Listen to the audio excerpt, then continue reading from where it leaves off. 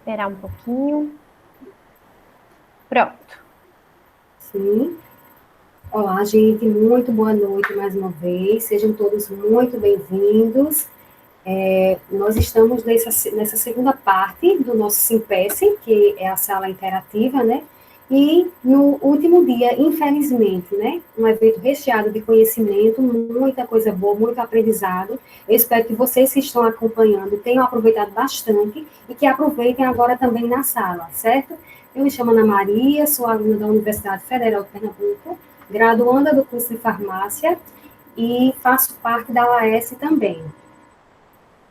E eu sou a Paula, eu faço farmácia na Universidade Federal do Pampa, sou IC no GB Talks e orientada pela professora Dayana. É um prazer estar aqui hoje, é tudo muito diferente e tenho certeza que para vocês vai agregar bastante o que vocês vão aprender aqui com a professora.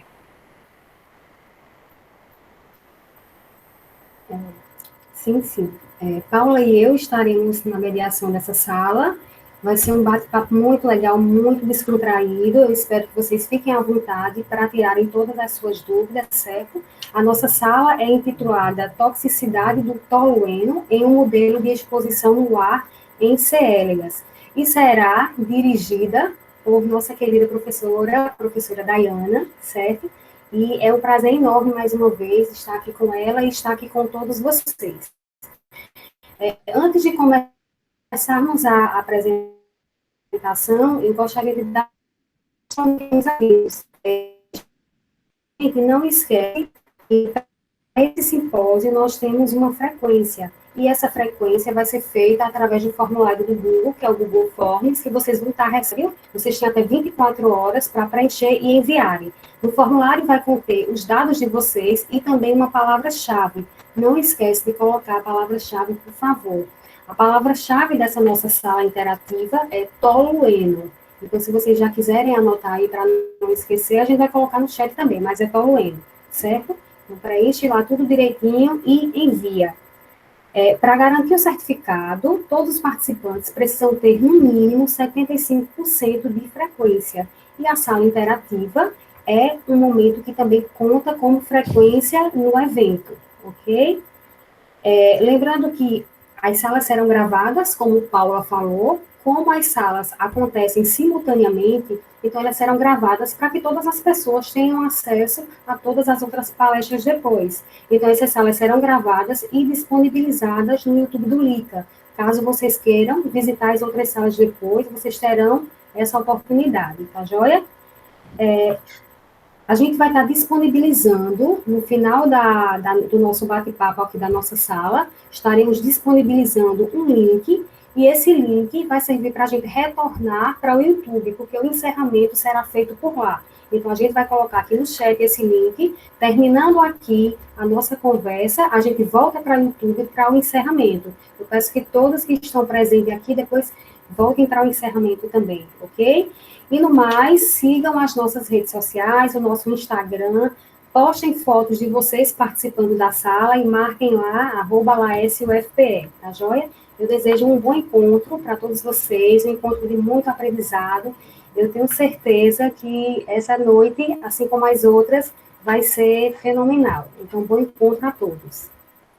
Bom, oi, Paula, só vou interromper vocês aqui rapidinho, porque eu vim dar boa noite para vocês e conhecer vocês. Oi! Tudo bem, gente? Oi, Dália. Oi, invasora. Desconhecidos Oi, aí. professora. Oi, Felipe. Aproveitem esse momento. Oi, Thay. Tayanara falou alguma coisa?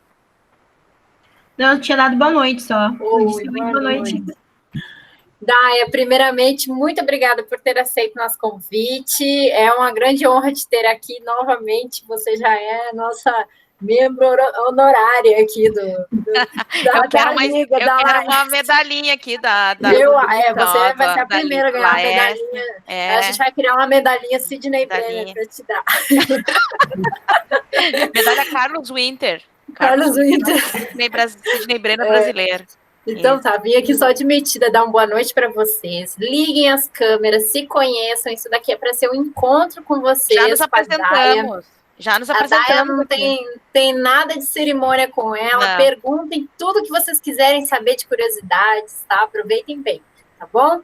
Uma boa palestra para vocês. Um beijinho para todo mundo. Até daqui a pouco. Pri. Até Obrigada. mais. Obrigada, professora. Bom, gente, então dando continuidade, eu vou apresentar a professora Dayana. A professora é doutora Dayana Ávila, é graduanda em farmácia pela Universidade Federal de Santa Maria, mestra e doutora em ciências biológicas pela Universidade Federal de Santa Maria também. Ela realizou o pós-doutorado na Vanderbilt University, nos Estados Unidos. Tem experiência na área de bioquímica e toxicológica, com ênfase em toxicologia e farmacologia de organocalcogênios e toxicologia de metais, pesticidas e nanomateriais. Além disso, possui experiência com o uso do Cernohabits elegans como modelo experimental na área.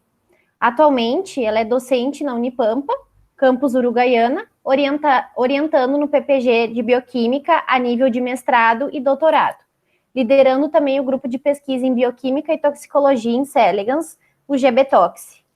Além disso, é colaboradora do PPG em Ciências Biológicas, Bioquímica Toxicológica da Universidade Federal de Santa Maria, e em 2015 recebeu o prêmio para Mulheres na Ciência L'Oréal Unesco Academia Brasileira de Ciências.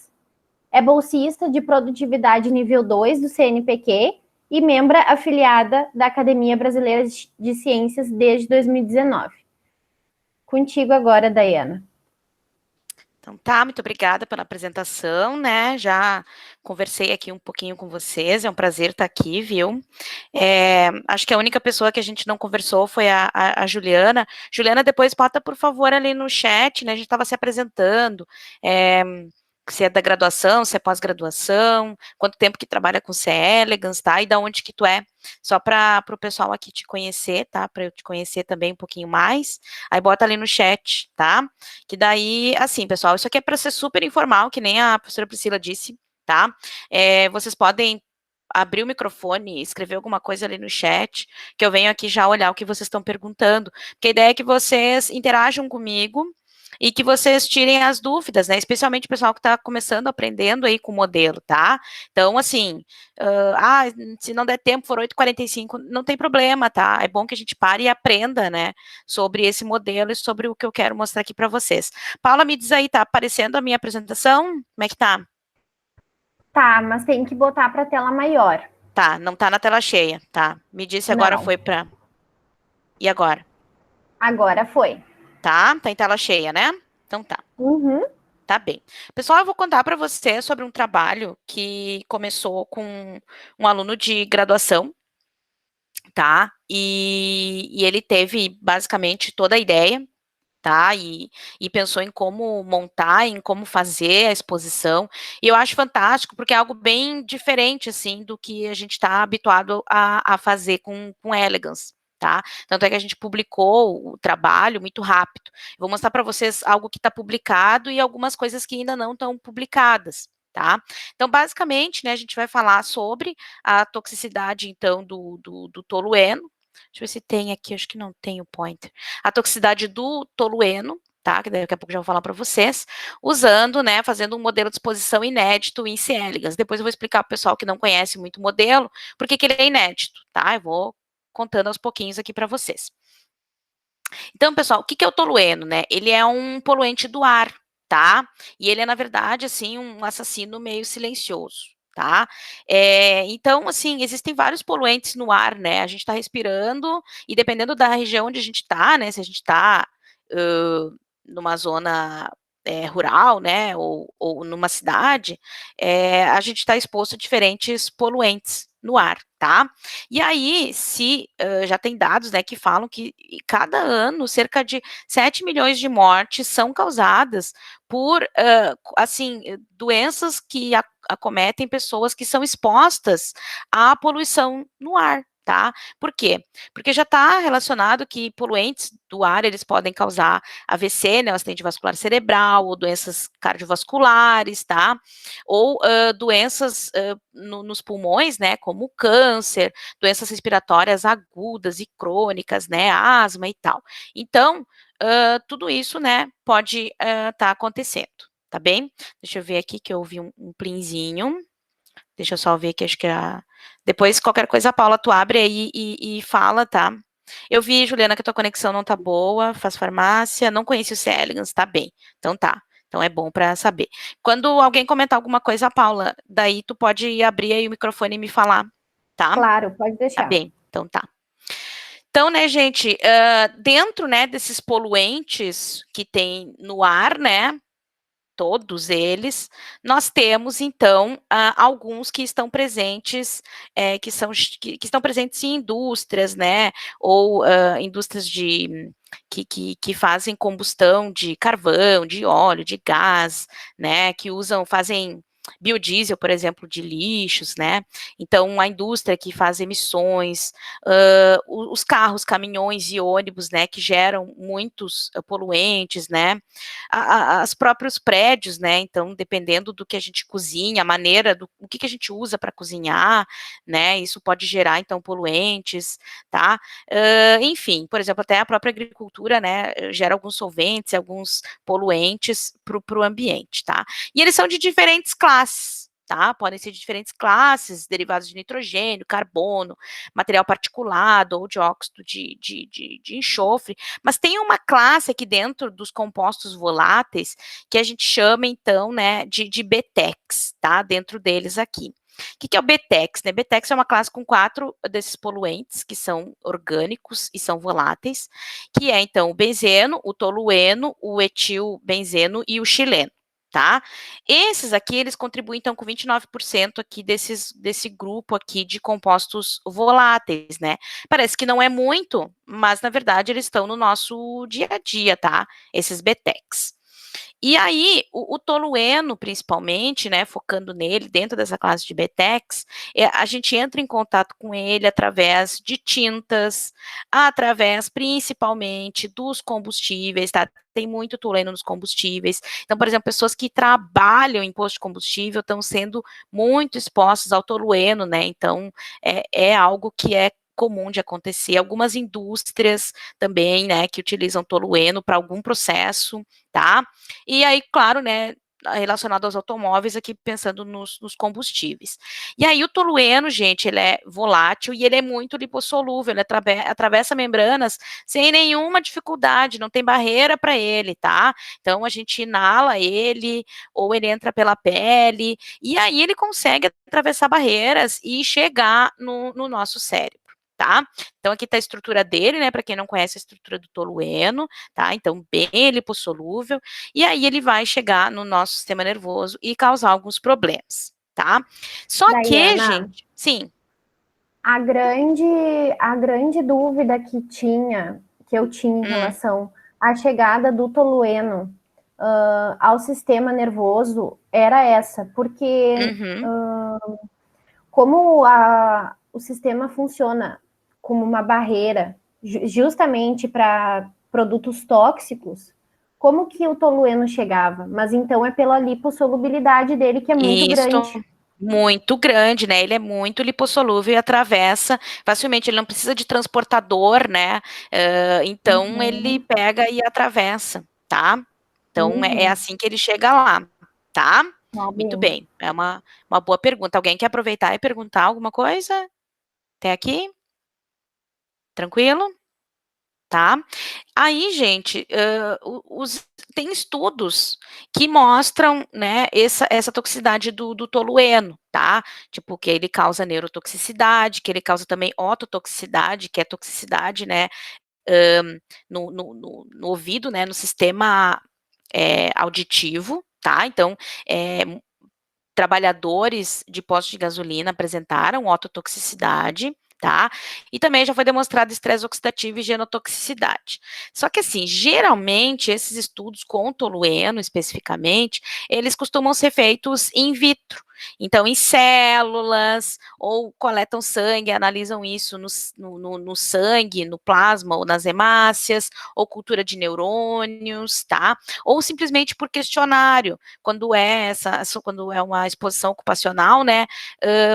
Geralmente, então, eles entrevistam as pessoas que trabalham, os trabalhadores, e aí vão tirando conclusões. O problema é que, assim, né, geralmente os trabalhadores não estão expostos apenas ao tolueno, né, a outros poluentes ali da gasolina, e outro problema aqui, né, é que tu tá expondo direto células, num meio de cultura, um meio de cultura líquido, né, e o tolueno a gente se expõe ele pelo ar, né.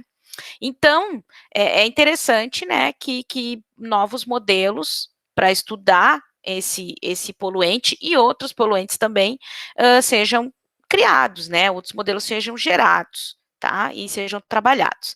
Então, a gente sabe que o foco da toxicidade do tolueno, pelos estudos que existem, que são poucos, tá, é o sistema nervoso central, tá, pela permeabilidade, porque tem muita, né, tem muita gordura no cérebro, né, e ele é lipossolúvel, enfim. Então, é interessante se trabalhar com modelos em que a gente possa avaliar isso.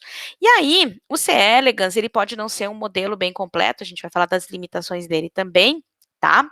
Até porque ele não tem um cérebro que nem a gente, tá? Mas ele tem algo que é parecido com um sistema nervoso organizado, tá? Então, o C. elegans, ele tem em torno de 302 neurônios, né? Depende se é hermafrodita, né, ou se é macho, né, e aí ele tem uma porção aqui perto da cabeça, né, isso aqui é a cabeça do animal, aqui é a faringe por onde ele se alimenta, e aqui ele tem todas essas bolinhas que vocês estão vendo são neurônios, tá, são os corpos neuronais, é uma representação dos corpos neuronais. Ele tem gânglios, ou seja, vários neurônios que ficam aqui nessa região aqui da cabeça, que seria, tipo, entre aspas, o cérebro, tá, o pessoal às vezes relaciona, né, que essa seria a região do cérebro. Tá? Então, tem 302 neurônios lá, tá? Aqui, né, uma representaçãozinha marcada com proteína verde fluorescente, que vocês viram agora há pouco na apresentação do MIC, dos neurônios dopaminérgicos fluorescentes, tá?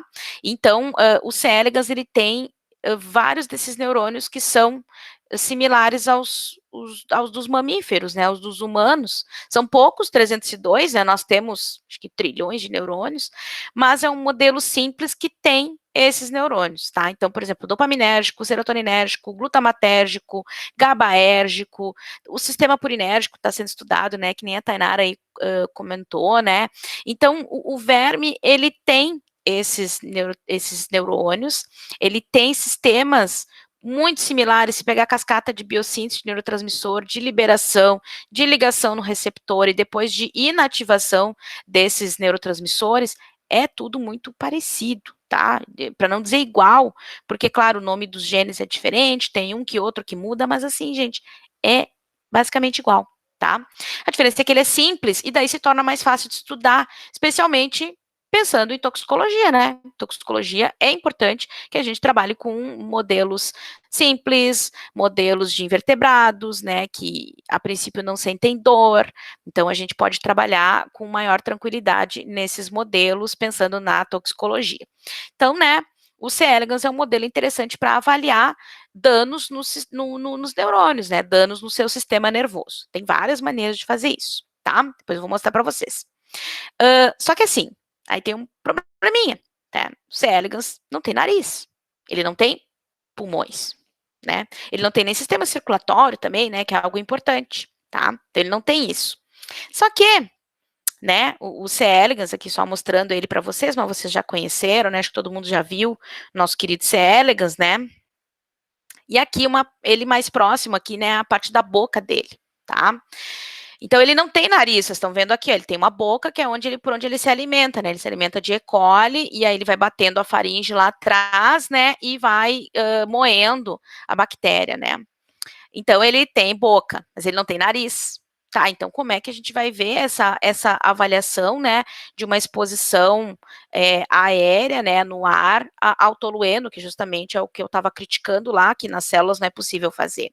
Bom, o C. elegans, ele tem algo interessante, ele tem, né, dos dois lados aqui, é um conjunto, né, que se chama de âmfid, né, que é tipo um pedaço ali do tecido, tá, que tem isso aqui, ó, ele tem tipo um poro, tá, tem tipo a cutícula, ela se invagina, tá, forma um poro, que é isso que vocês estão vendo aqui, e neurônios sensoriais ficam expostos ali, tá? Então, são diferentes neurônios sensoriais, olha aqui, ó, vocês estão vendo dendritos, prolongamentos aqui dos dendritos, e aqui são diferentes neurônios, quando tem essas 3 letrinhas assim, é um dos nomes dos neurônios, tá? Então, tem vários aqui que eles ficam nessa região sensorial, tá? Então, eles sentem, tem comida, né? Então, tipo, as bactérias liberam quimiosensores, né? Então, quimiosensores, elas liberam moléculas que os quimiosensores dos vermes conseguem detectar, tá? Então, tá tudo aqui, eles conseguem pegar isso no ambiente, tem oxigênio, tem CO2, tem um atrativo, tem algo que tem um cheirinho bom, tem um gostinho bom, tudo esses neurônios pegam, tá? Então, isso aqui que vocês estão vendo é isso aqui, ó, tá? São esses poros que daí o pessoal chama de nariz, tá? Por quê? Porque tem um buraco e as coisas podem chegar aqui nesses neurônios e entrar e atravessar. Como eu falei para vocês, o tolueno e outros desses compostos voláteis, eles têm facilidade de entrar, eles podem entrar pela boca e aí eles vão passando de célula para célula. Não tem sistema circulatório, mas essas moléculas vão passando de célula para célula, tá?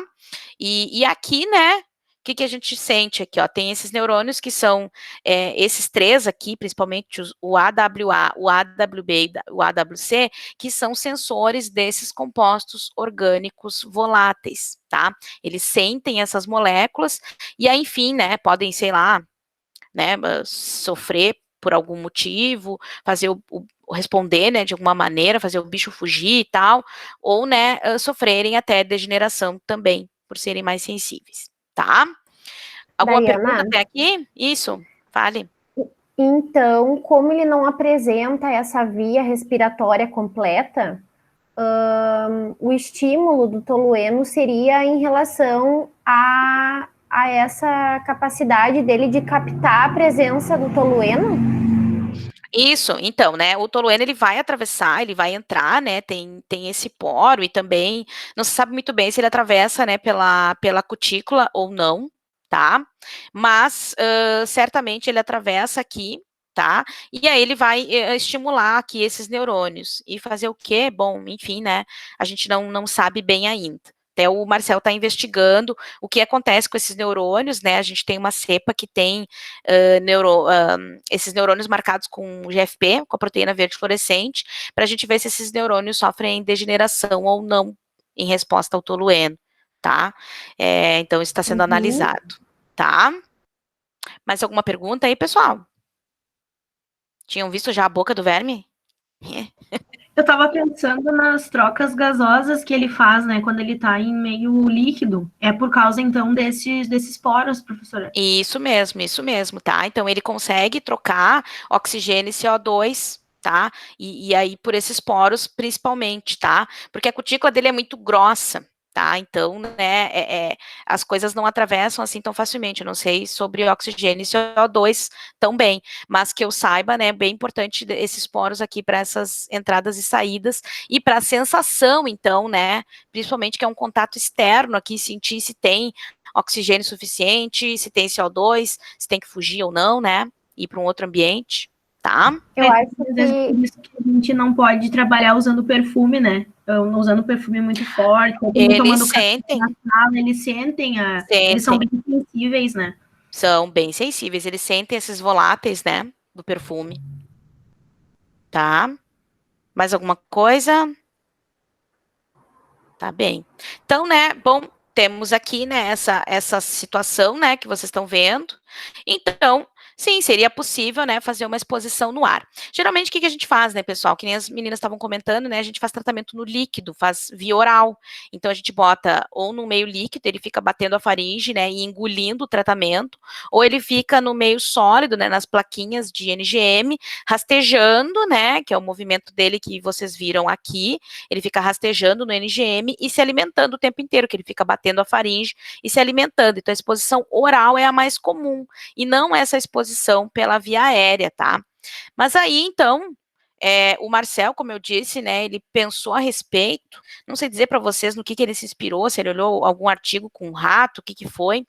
Ele até chegou a fazer uma exposição primeiro do tolueno em meio líquido, mas aí ele estava injuriado, né? Mas isso não é o certo, a gente não se expõe em tolueno bebendo tolueno, né? A gente se expõe respirando, então a gente teria que fazer um modelo que mimetizasse isso. Daí a gente pensou e montamos, então, uma caixinha, que é bem isso aqui, uma caixinha de vidro, bem selada, bem fechada. Por dentro ela tem um ventiladorzinho, tá? E aí a gente coloca tolueno lá, pipeta, uma determinada quantidade, aí o ventiladorzinho faz o tolueno volatilizar e saturar na caixinha. E a gente bota as plaquinhas lá dentro, né? E o verme, então, ele vai inalando, né? Vai absorvendo ali pelos ânfid esse tolueno. Tá? Então, essa é a exposição que a gente faz nos vermes. Eu achei fantástico, assim, quando a gente veio com isso, né? E a gente até registrou patente aqui dessa caixinha, porque certamente outros materiais vão poder ser estudados usando, né, essa caixinha aí, tá? E aí, o nosso objetivo foi avaliar se essa exposição ao tolueno causa, então, né, uma alteração neuronal, se isso leva a uma alteração comportamental e também se causa algum dano na reprodução desses animais, tá? Para isso, então, aí o pessoal que não conhece muito, né, vou contar para vocês que a gente coloca os vermes grávidos, tá, numa placa, deixa eles ficarem cheios de ovinhos e daí a gente rompe, né, a gente mata esses adultos e fica só com os ovinhos. Esse é o processo que a gente chama de sincronização, para deixar todos os animais no mesmo estágio larval. Aí a gente trabalhou com o primeiro estágio larval, que é o L1, e também o último estágio larval, que é o L4, antes deles virarem adultos. Foi os animais que a gente fez a exposição, L1 e L4, tá? Então, aí quando eles estavam em L1 ou L4, a gente fazia a exposição aqui e depois fazia as análises, tá? Vou contar para vocês quando for L1 ou L4. Daí eu vou contando aqui os experimentos, tá? E mostrando o resultado. Então, tem um experimento que a gente vê a taxa de sobrevivência dos animais. A gente expõe eles, por exemplo, os L1s e os L4s, e aí 48 horas depois da exposição, né, aqui aos L1, a gente conta quantos animais estão vivos. O L4 a gente expôs por 24 horas apenas, e aí contou a taxa de sobrevivência, tá? Então tá aqui, ó, 48 e 24 horas. Aqui, Daiana, então, sim, pode falar. Antes de tu dar continuidade, eu queria saber como que é feita a exposição. O tolueno, ele é dissolvido em algum meio? Não, a gente pega o tolueno puro mesmo, tá? E pipeta num papel filtro e coloca aqui dentro da caixinha. E aí liga o ventiladorzinho, tá? E daí ele satura lá no ambiente. Só isso. Seria uma evaporação deste papel, Isso. então. Isso, porque ele volatiliza facilmente com o vento. Em temperatura ambiente, com o vento, daí ele evapora. A gente já analisou, pessoal, a atmosfera aqui desse ambiente, a gente já botou um marcadorzinho, é um negocinho com um filtrinho, né? E daí ele capta o tolueno e a gente já analisou por cromatografia gasosa para ver o quanto de tolueno tinha ali. Então, dependendo do valor que a gente pipeta 10 microlitros, 20 microlitros, a gente faz um ambiente com menos ou mais tolueno, tá? E é isso aqui, ó, as partes por milhão, que é a maneira como a gente está expondo. Se a gente pipeta poucos microlitros, né, tem o cálculo lá que a gente faz, dá 450 ppm, ou se pipetar mais tolueno do puro, né, vai dar uma atmosfera com mais tolueno, tá? Esclareci, Paula? Sim. Sim? Tá bem. Então, pessoal, a gente expõe os animais por 48 ou 24 horas, tá? E aí a gente conta quantos animais estão vivos. Basicamente é isso, tá? Então, a linha aqui em vermelho é o 50%, que seria para a gente ver, assim, qual seria a concentração letal 50%, a concentração que mata 50% da população, tá? Daí a gente viu aqui, ó, que 1.250 ppm estava bem próximo disso, né? A gente até não queria algo tão tóxico assim para fazer os próximos experimentos, vocês vão ver. Mas a gente viu, né, que foi decrescendo aqui e que os L4, então, quanto mais velho o animal vai ficando, pessoal, mais resistente ele vai ficando aos agentes tóxicos, tá? É bem comum isso. Então, por exemplo, ó, o L4 a gente expôs aqui nas concentrações maiores e vocês viram que eles não morreram tanto que nem os L1. O L1 está em desenvolvimento ainda, né? Então, o sistema nervoso também está em desenvolvimento, as células todas estão em desenvolvimento. Então, eles são mais sensíveis, né? Isso já é bem descrito na literatura com outros agentes tóxicos, tá? Então, espero que tenha ficado claro aqui esse gráfico, tá? Daí, aqueles animais que a gente expôs em L1, eu falei para vocês, eles são jovenzinhos, tá? Daí, por exemplo, os bichinhos não expostos, né? Ou seja, os bichinhos que a gente botou na placa e botamos dentro da caixinha, tá? Porque tem que ser a mesma condição, né? Botamos na caixinha com o vento, mas sem tolueno, tá? Sem nenhuma contaminação na atmosfera, eles crescem, se desenvolvem e chegam, né, no estágio normal, que tem que ser ali 48 horas depois, tá? Que eles. Agora, quando a gente expôs eles, né, 450, 850, 1250 e 1800 ppm, vocês viram que eles estão menorzinhos, né? Tudo foi tirado na mesma câmera, no mesmo momento, tá? No mesmo dia do experimento. Teve um atraso no desenvolvimento. Então, além de morrer, né, vocês estão vendo que tem menos bichinhos aqui por campo, eles ficam menores. Então, as células não conseguem se multiplicar, o bicho não consegue crescer, não consegue se desenvolver. Tá? Ele é tipo cobra, assim, sabe, que faz mudas, equidizes, né? Ele, cada vez que ele passa de L1 para L2, de L2 para L3, ele deixa uma casquinha para fora. Então, ele cresce, as células se multiplicam, ele cresce, e daí ele deixa uma casquinha para fora, tá? É bem legal. E esses bichinhos aqui não conseguiram fazer isso, então o tolueno tá fazendo alguma coisa. Aqui, o que a gente fez? A gente tira a foto e usa um software livre, que é o ImageJ, e mede eles, mede o tamanho da cabeça até a cauda. E aí a gente mediu e viu que eles ficavam menorzinhos, tá? Só para confirmar, para não ficar uma coisa só visual, tá? Daiana, o Matheus tem uma pergunta. Pergunte, Matheus. Eu não sei se eu entendi direito, mas a exposição era feita desde que ele era bebê.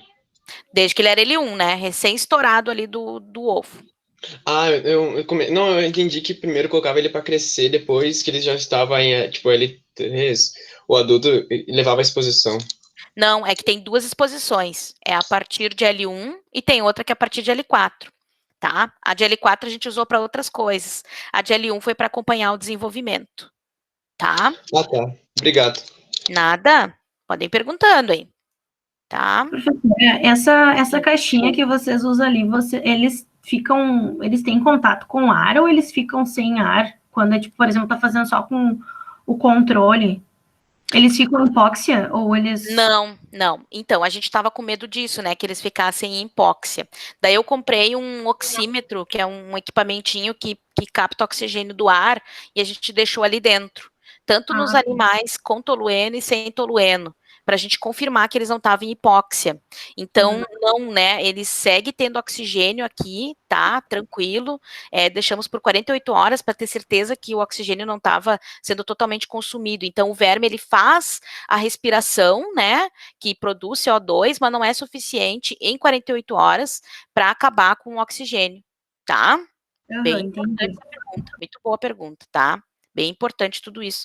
Vocês estão perguntando aí, ótimo, né? Que tudo é excelente. Mais alguma pergunta até aqui? Não? Tá bem. Daí, pessoal, além disso, né, a gente notou, deixa eu ver se tá aqui, que daí depois eu volto. Aqui, vou mostrar esse aqui primeiro e depois eu vou lá, tá? A gente observou que o tolueno diminuiu a fertilidade dos animais, tá? Então, o que a gente fez? A gente expôs a partir de L1, tá? Fez aquela exposiçãozinha lá, que eu mostrei para vocês, na caixinha. Tiramos, né, um vermezinho ali de cada tratamento e a gente foi acompanhando tanto o número de ovos quanto as larvas que eclodiam desses ovos. E a gente fez uma taxa. Por quê? Porque muitas vezes o verme bota o ovo, mas o ovo é infértil. O ovo não gera uma progenie, tá? Então, aí a gente fez a contagem de ovos e a contagem de larvas e fez uma taxa de viabilidade, tá? Então, aqui, por que tem tanta coisinha? Porque aqui tem a cepa selvagem, que é N2, e tem a outra cepa que eu vou mostrar daqui a pouco para vocês, tá? Mas vamos focar na N2 aqui, ó.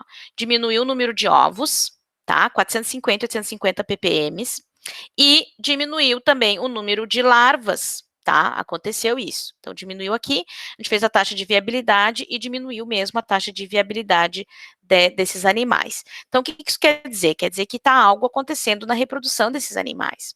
O que poderia ser? Daí, nós, então, fomos analisar a apoptose dessa linhagem germinativa, ou seja, a linhagem que vai fazendo meiose para gerar gametas, para gerar ovócitos, né, que são tipo os óvulos, e também, né, aqui tem a produção de esperma, mas a gente não vai olhar a produção dos espermatozoides, vamos olhar só os ovócitos.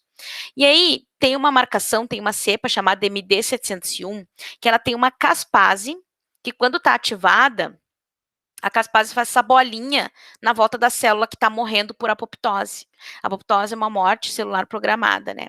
Então, é uma morte que é fisiológica, que é o controle, né? Então, tem células que sofrem apoptose normalmente, tá? Elas não se dividiram bem, enfim. E aí, para não gerar um embrião infértil ali, né? Uma célula, um ovo infértil, então já morre essa célula aqui nesse processo. Tá? Só que aí o que a gente viu? Que quando a gente estava expondo ao tolueno, especialmente na concentração de 850 ppm, a gente viu que se formou muito mais desses corpos apoptóticos, tá? O C. elegans, ele tem 2 alças de reprodução, tá? Esse é um bicho que se reproduz muito, tá? Ele gera 200 filhotes, né? Cada hermafrodita gera 200 filhotes que ele se autofecunda. E aí tem 2 alças, e das 2 alças que vai sofrendo meiose, tem 2 espermatecas para fertilizar, tá? E aí, a gente viu que nas 2 alças tinha muito mais apoptose acontecendo. Então, por isso, né, essas ovócitos estão morrendo e não estão gerando um novo indivíduo. Por isso que diminuiu os ovos e diminuiu o número de embriões, tá? Então, estava acontecendo eventos apoptóticos. A gente viu que até nas concentrações maiores tinha menor número de corpos apoptóticos. Mas por que a gente acha que isso estava acontecendo? A gente acha que é porque, tipo, já aconteceu a apoptose, já morreu a célula. Tipo, já isso aqui é apoptose tardia, sabe? Já, tipo, explodiu a célula, morreu, e aí a gente não conseguiu pegar esse evento. Se a gente olhasse mais cedo, a gente talvez conseguisse ver esse aumento de número de corpos apoptóticos, tá? E aí, confirmando, né, como essa cepa é um transgênico, não é uma tipo selvagem, a gente foi olhar o número de ovos, né, até a gente viu que não diminuiu significativamente o número de ovos, mas essa cepa teve, né, depois da exposição ao tolueno, diminuição no número de larvas, tá? Então, a apoptose estava, né, levando a uma diminuição na reprodução, na fertilidade. E vimos que na viabilidade também diminuiu. Mas vejam que essa cepa é mais resistente até do que a N2, tá? E ela deveria ser uma N2, mas como ela tem esse transgene que expressa ali a sede, né, a caspase, então algo muda no animal, tá? Isso é algo que a gente sempre tem que cuidar, que pode acontecer quando faz a transgenia, tá? Daiana, Sim, pergunte. essa transgenia, ela é para incentivar a demonstração ou inibição? Não era para fazer nada, né? Ela era só para marcar quando uma célula entrava em apoptose, tá?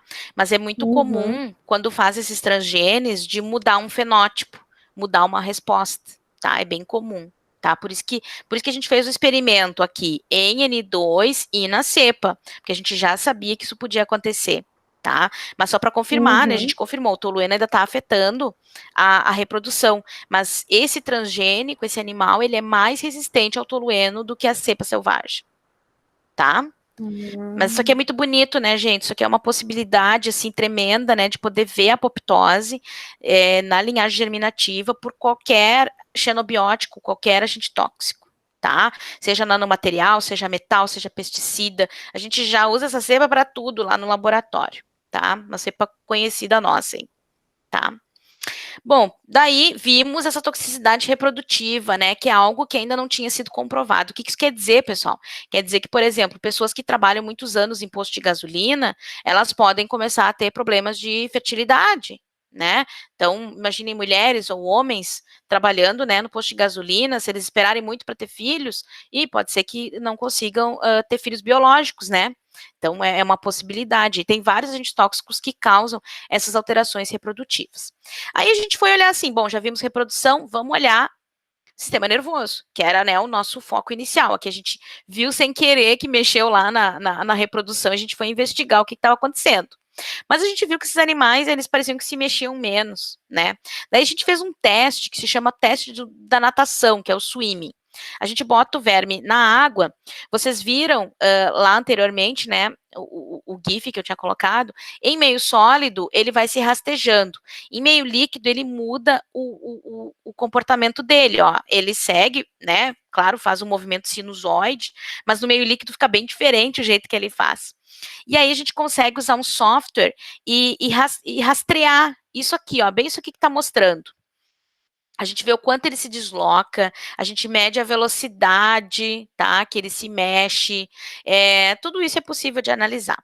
Então, por exemplo, o que a gente viu? Ó, que o tempo de natação dos animais é diminuído quando eles são expostos por 48 horas, desde L1 até L4, tá, que dá 48 horas, as diferentes concentrações de tolueno, tá? Diminui o movimento, eles ficam mais lentinho na água.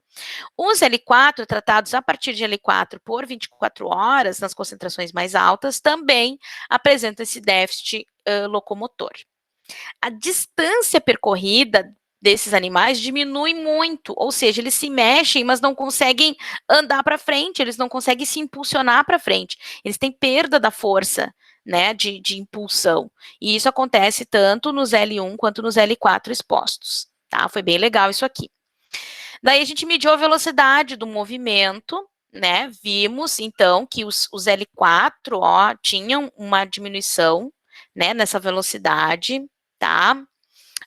Tinham, né, a diminuição na distância percorrida, tá? Diminuidinho aqui, tá? E aqui são os L1 expostos por 48 horas, que também diminuía a velocidade e a distância percorrida. Aqui é basicamente, tá, a mesma coisa que eu mostrei antes para vocês, só que aqui cada pontinho é um indivíduo, né? A gente tem que fazer vários indivíduos para analisar e ter certeza de um experimento, tá? Vamos analisar por que será que está acontecendo essa alteração comportamental. A gente sabe que movimento, atividade locomotora, tem a ver com sistemas de neurotransmissão. Daí a gente foi olhar, então, o sistema GABAérgico primeiro. A gente pegou uma cepa, um transgênico também, que tem, então, uma proteína do sistema GABAérgico fundida com GFP. Então, a gente consegue, esse aqui é o animal controle, não tratado, né, com tolueno, a gente consegue enxergar todos os neurônios GABAérgicos ao longo do animal, tá? Então, a gente usou um atlas, né, para a gente conseguir contar e saber quais neurônios eram, né, tá? Então, isso aqui a gente fez à mão aqui, botou a numeração para mostrar todos os neurônios, tá, do grupo controle. E daí, os animais tratados, né, então tá aqui tá o controle aqui, tratado com 1.250 ppm, olha lá, a gente começa a ver que a fluorescência começa a sumir. Vejam que algumas fluorescências porque assim, o neurônio, o que ele tem? Ele tem axônio e dendrito para fazer sinapse com outro. E daí a gente vê que até a fluorescência dessas porções, né, de sinapse, elas estão sumindo, elas ficam mais fraquinhas, e a gente vê que tem neurônios que sumiram completamente, tá? Sumiram, cadê eles? Sumiram, tá? Ou seja, algo está acontecendo com esses neurônios, o GFP não está sendo produzido, tá? Porque a proteína GABAérgica que levaria o GFP não está sendo produzida. E por que ela não está sendo produzida? Porque esse neurônio está sofrendo um dano, tá? Algum dano. Não sabemos se ele morreu ou não, mas um dano aconteceu, tá? E GABA é importante para locomoção do animal. É GABA e sistema colinérgico, tá? É GABA e acetilcolina. GABA e acetilcolina, GABA e acetilcolina, tá? Eles fazem movimentos opostos. GABA, acetilcolina, GABA, acetilcolina. Então, a gente viu dano nos GABAérgicos, tá? Então, aqui mostrando com a concentração mais alta, né? Que daí foi piorando a situação. Os neurônios foram sumindo mais ainda, tá?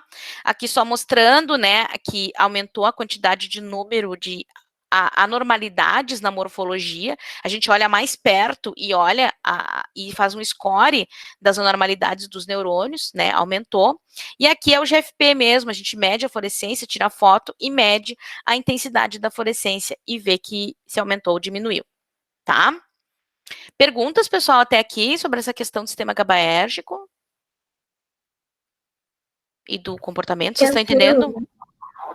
Eu tenho uma pergunta, prof. Fala. Também poderia ser testado o sistema colinérgico para movimentação? Sim. Deixa eu lembrar se a gente trouxe aqui. Não, eu trouxe já o dopaminérgico. Já vou te responder que assim, a gente fez e viu também. Então, é possível pegar uma proteína do sistema colinérgico e fundir, né, e ver o GFP dessas células. Acho que eu não trouxe para não ficar muita coisa, mas a gente já olhou o colinérgico e viu exatamente a mesma coisa. Então, teve dano dos dois lados, né, e aí dificulta e mostra, né, e responde aqueles resultados lá do swimming que eu mostrei para vocês antes. Tá? Respondi, então? Ok, sim, obrigada. Tá? Mais alguma pergunta aí, gente? Estão entendendo tudo que eu tô falando? Espero que sim. Daí nós olhamos o sistema dopaminérgico, tá? Porque ele também está relacionado com a locomoção, tá? O sistema dopaminérgico, por exemplo, pessoas que têm doença de Parkinson, têm morte de neurônios dopaminérgicos, e aí as pessoas têm os tremores, né, periféricos. Mas por quê? Porque a dopamina regula a acetilcolina, e são os neurônios colinérgicos que controlam o nosso movimento aqui. Então, os tremores são colinérgicos, mas na verdade é porque aconteceu um dano no sistema dopaminérgico. Tá? Então, só para dar esse exemplo. E aí, gente, nós observamos que também tem dano nos neurônios dopaminérgicos.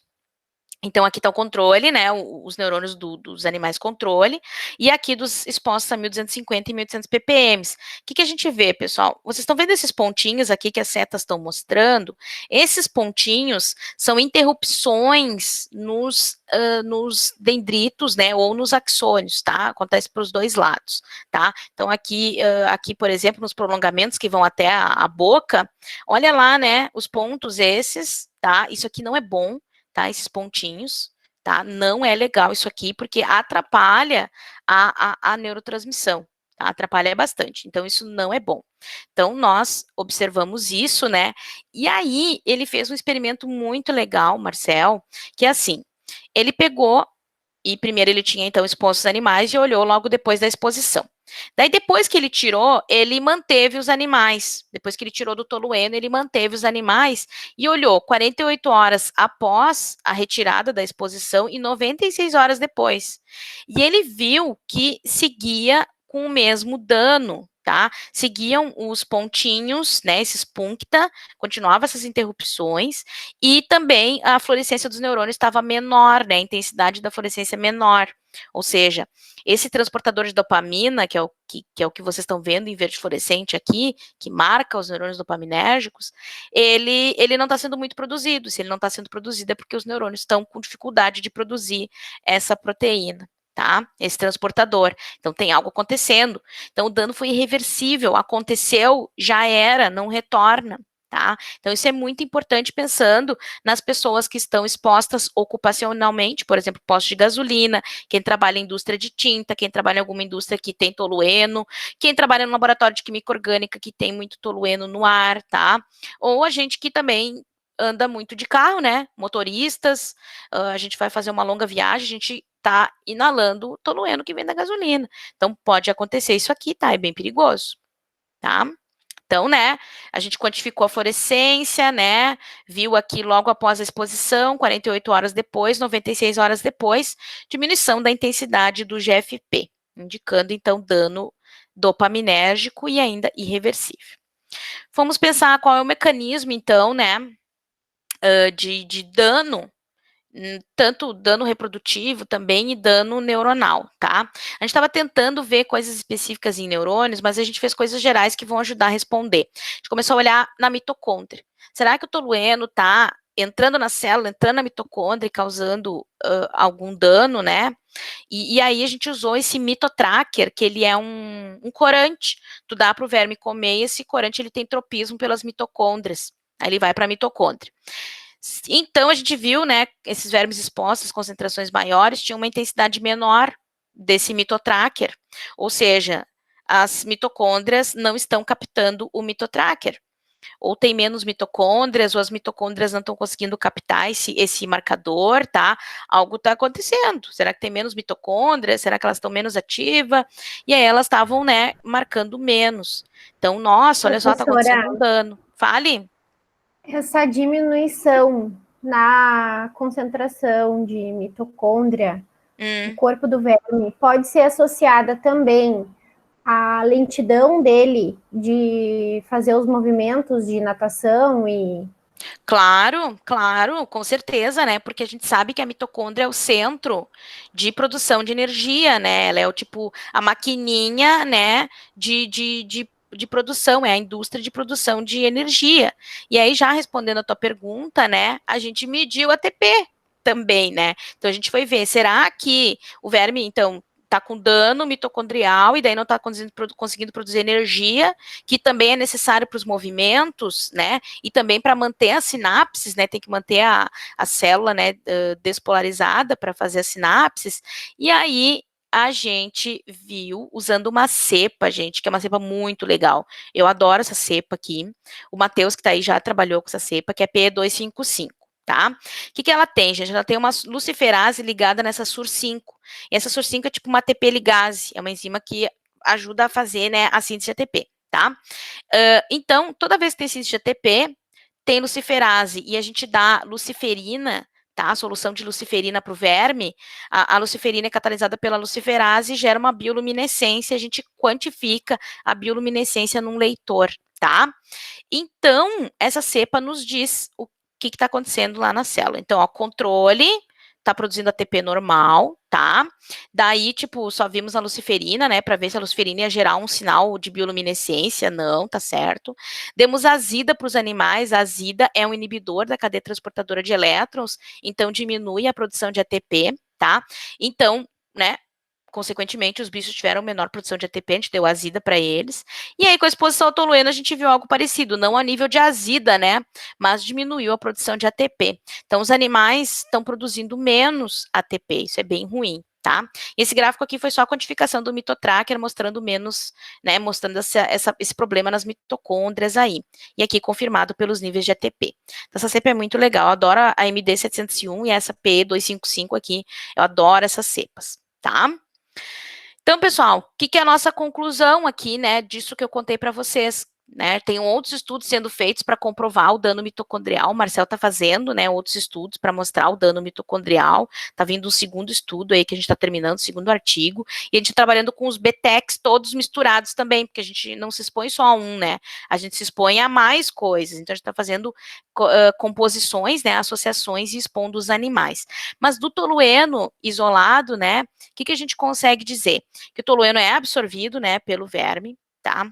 Por essa exposição aérea, que é algo bem diferente do que tem sido feito, né, nesses animais, que esse tolueno, então, ele pode estar lesionando, né, as membranas das células, porque ele, né, ele atravessa, ele pode estar causando danos, a gente já viu estresse oxidativo também causado pelo tolueno, tá? Aqui está mostrando, né, que a mitocôndria pode estar, então, se destruindo, e isso induz a apoptose, que foi o que a gente viu lá nas células germinativas, tá? Quando a mitocôndria se explode, morre, assim, ela libera citocromo C, que é um fator pró-apoptótico.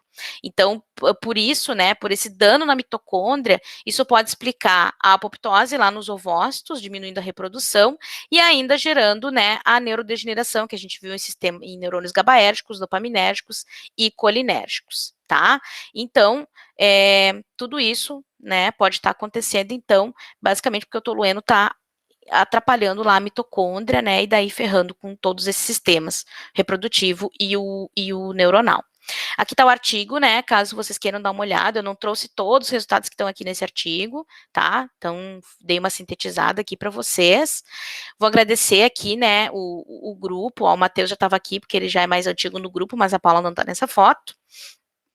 Que o Marcel tá nessa foto, né, eu queria apresentar ele aqui para vocês, que ele começou esse trabalho quando ele estava na graduação, gente. E agora ele está no doutorado, né, e ele segue com essa linha de pesquisa aí, né, eu acho bem legal aí, né, esse desenvolvimento aí, tá, gente?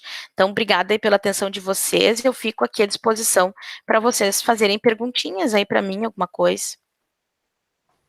Daiana, muito obrigada pela apresentação. Foi fantástica, como sempre. Obrigada. É suspeita para falar. É suspeita para falar, Paula. Exato.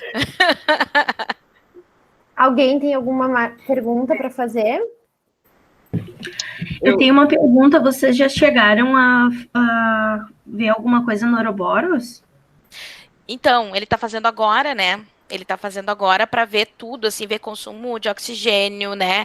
Ver os complexos, ver se o tolueno inibe algum complexo específico ou não. Ele fez até umas simulações já em sílico, assim, em bioinformática, e já viu algumas coisas que o tolueno pode interagir. A estrutura do tolueno pode ter interação. Então, sim, temos que fazer ouroboros. Esse é o que está vindo no segundo artigo agora, na continuação. E também como é que aparece macho aí para você, assim, no Uruguaiana? Ou Tu sabes que isso é uma coisa nada? que a gente não olhou ainda, né? Se aparece uma quantidade maior de machos, né? que é um sinal, né?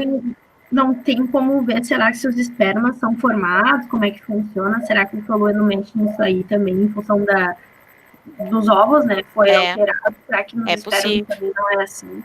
É possível, a gente não olhou ainda, mas isso é bem interessante de olhar mesmo, Tainara. É certamente uma coisa que eu vou levar para o Marcel, não sei se ele estava assistindo ontem até a palestra da Maria Felipe, né? Mas é bem legal isso aí de ver mesmo, com certeza.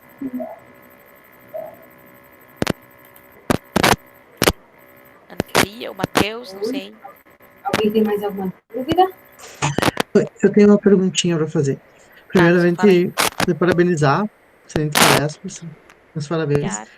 E a senhora falou ali, quando foram fazer a análise, né, fizeram uma cepa que ele marca uma proteína nos neurônios gabaminérgicos.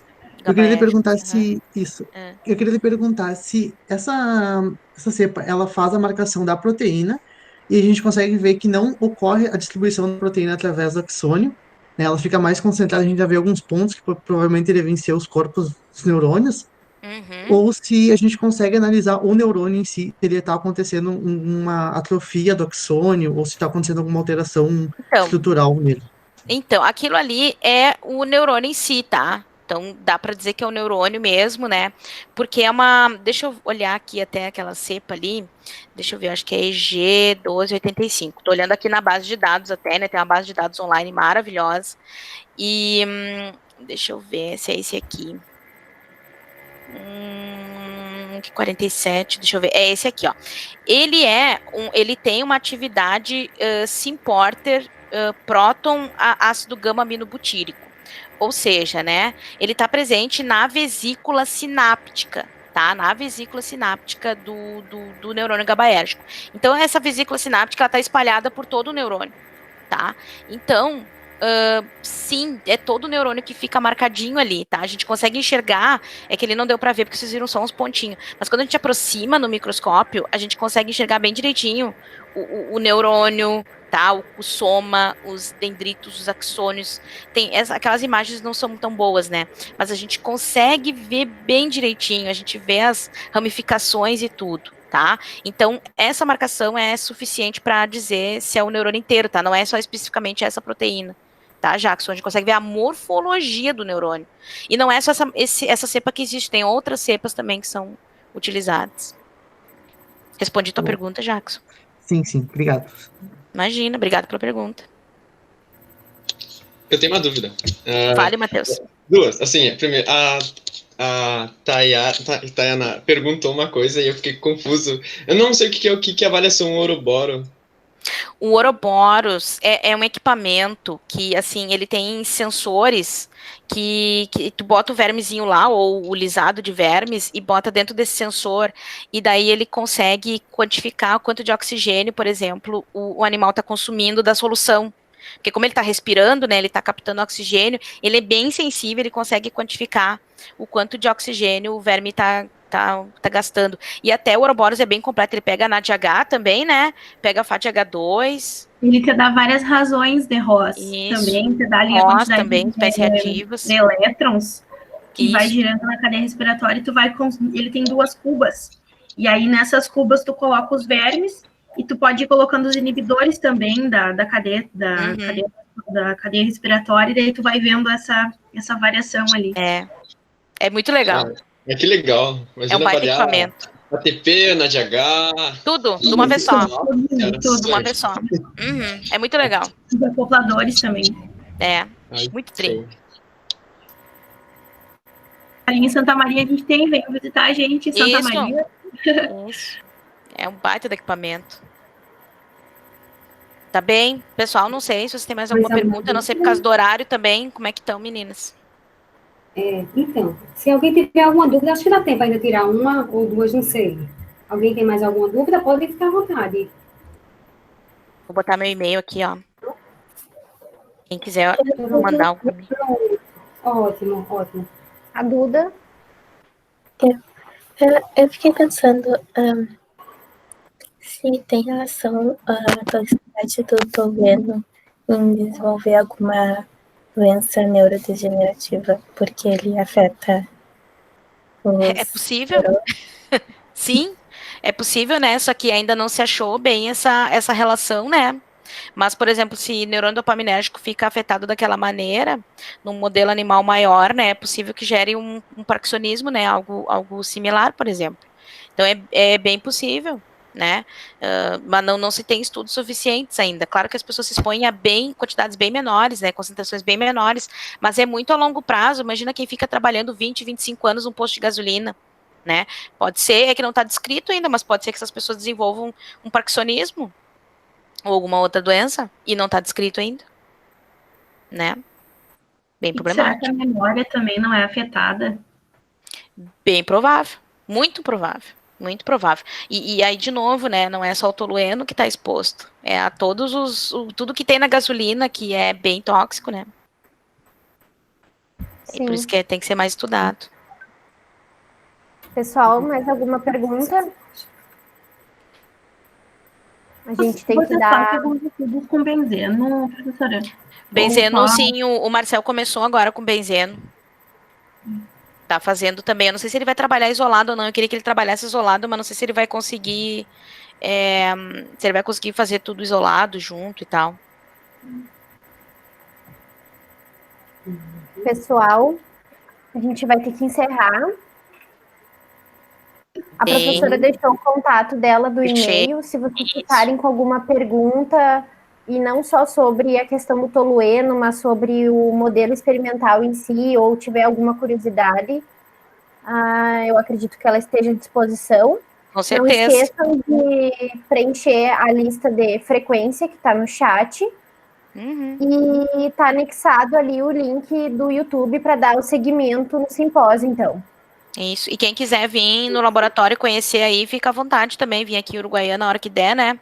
Venham aí para aprender o modelo. O pessoal que está ali em Uruguaiana, né? Que é do laboratório do lado ali do Elton, vai ali conhecer também. Certo? Só tratar de porta.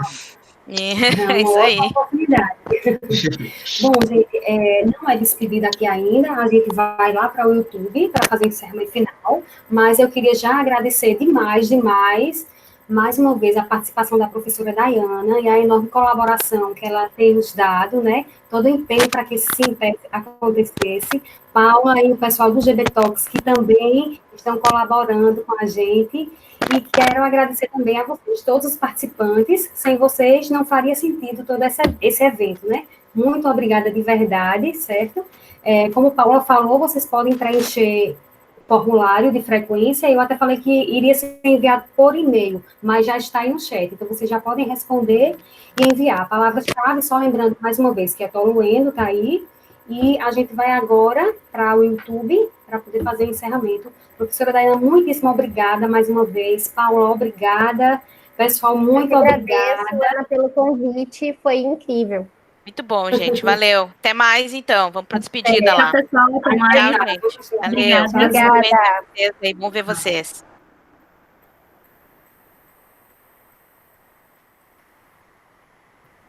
Vou encerrar aqui, Ana.